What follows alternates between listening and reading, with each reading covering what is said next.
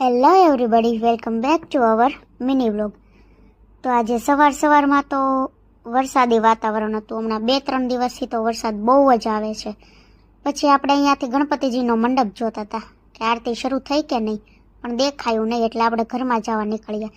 તો આ બે કંઈક આજે સિક્રેટ વાતો કરતા હતા. તો હું સાંભળવા ગઈ ને તો બંને વાત કરવાની બંધ કરી દીધી. પછી મેં પૂછ્યું, શું વાતો કરો છો? ત્યાં તો આ મને મારવા દોડી જો, પણ હું કાંઈ માર ખાવ એમ તો છું નહીં.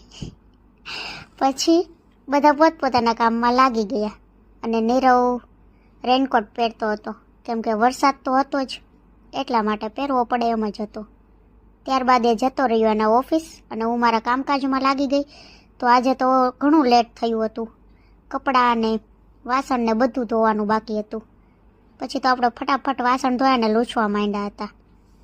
ત્યારબાદ બપોરે આપણે સેવ ટમેટાનું શાક બનાવવાનું હતું, તો એ માટે આટલા બધા ટામેટા કટ કરી નાખ્યા હતા અને રોટલીનો ડો પણ રેડી કરી નાખ્યો હતો.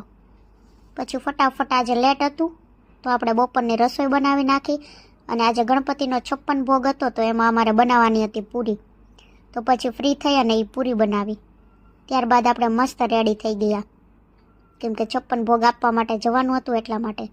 પછી ગણપતિજી પાસે 56 ભોગ આપવા માટે આવી તો હું જોઉં છું કે આ બધું શું છે, બટ મસ્ત સેટઅપ તૈયાર કર્યું હતું 56 ભોગનું. બધી મસ્ત મસ્ત વાનગી, ફરસાણ એન્ડ સ્વીટ્સ હતી કે જે જોઈને આમ ખાવાનું મન થઈ જાય. બટ ગણપતિજીનો 56 ભોગ હતો એટલે પહેલાં આપણે ના ખવાય. તો કાંઈ નહીં, કાલે ગણપતિ બાપાનું વિસર્જન છે, તો એ વ્લોગ જોવાનું ભૂલતા નહીં. બાય બાય, ગુડ નાઇટ, જય